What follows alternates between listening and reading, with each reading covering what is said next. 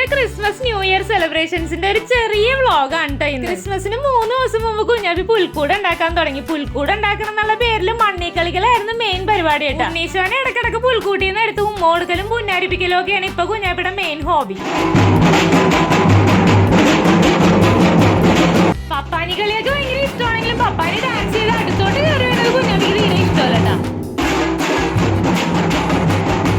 Road സൈഡിലൊക്കെ താറാവ് കച്ചവടം നടക്കണേട്ടാ. ക്രിസ്മസ് ബ്രേക്ക്ഫാസ്റ്റ് കഴിഞ്ഞാൽ പിന്നത്തെ പരിപാടി എന്ന് പറഞ്ഞു കഴിഞ്ഞാൽ കേക്കും ഗിഫ്റ്റ് ഒക്കെ കൊടുക്കാൻ പോകലാണ്ടാ. ഈ പ്രാവശ്യം കുഞ്ഞാപ്പി പപ്പാനി ഡ്രസ്സൊക്കെ ഇട്ടാണ്ടാ കേക്ക് കൊടുക്കാൻ പോയത്. കേക്ക് ഒക്കെ കൊടുത്തു കഴിഞ്ഞിട്ടും കുഞ്ഞാപ്പി വീട്ടിൽ കയറണുണ്ടായിരുന്നില്ല കേട്ടോ. ഇനിയും കേക്ക് കൊടുക്കാൻ പോകണമെന്നും പറഞ്ഞിട്ടായിരുന്നു കുഞ്ഞാപ്പിയുടെ നിപ്പ്. കേക്ക് കൊടുത്തു കഴിഞ്ഞപ്പോ ഇനി അമ്മൂമ്മയുടെ അടുത്ത് ലഞ്ചിന് പോകണമെന്നും പറഞ്ഞിട്ട് ഒരു വിധത്തിൽ അകത്ത് കയറ്റി. പിന്നെ അമ്മൂമ്മയുടെ കൂടെ കേക്ക് കട്ടിങ്ങും ലഞ്ചും ഒക്കെ ആയിരുന്നു.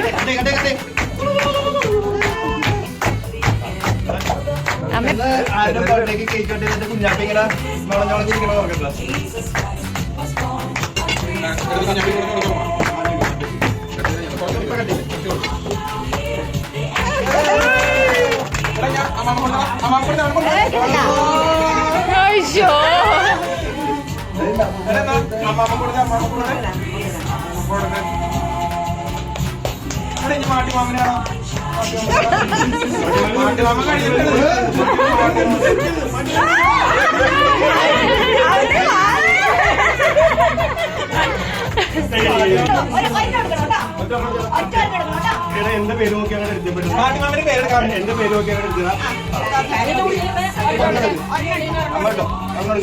അവനെ ഏതാണെന്നറിയാൻ പാടില്ല.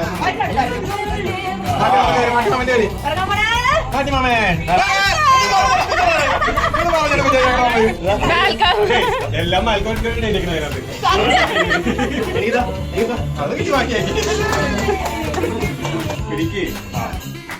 എറണാകുളത്ത് താമസിച്ചിട്ടും കൊച്ചിൻ കാർണിവൽ കാണാനായിട്ട് ഞങ്ങൾ ഇതുവരെ പോയിട്ടില്ല കേട്ടോ. കൊച്ചിൻ കാർണിവലിന്റെ അത്രയും വരൂലെങ്കിലും ഇതുപോലെയുള്ള ചെറിയ സെലിബ്രേഷൻസ് എറണാകുളത്ത് പല സ്ഥലങ്ങളിലും ഉണ്ടാവാറുണ്ട് കേട്ടോ. ന്യൂ ഇയർ ഒക്കെ ഇവിടെ എല്ലാവരും ഒരുപോലെ ഉണ്ടോ സെലിബ്രേറ്റ് ചെയ്യാറുള്ളത്. ക്രിസ്മസിനും ന്യൂ ഇയറിനൊക്കെ ചിക്കനും പോർക്കും ഒക്കെ മസ്റ്റ് ആയതുകൊണ്ട് ഞങ്ങൾ നേരെ ഇറച്ചിക്കടയിലോട്ട് പോയിട്ടാ. ഇറച്ചിയുടെ മണം പിടിക്കാണ്ടാണെന്ന് അറിയാൻ പാടില്ല കൂളിംഗ് ഗ്ലാസ് എടുത്ത് മൂക്കിൽ വെച്ചോണ്ടിരിക്കണായിരുന്നു.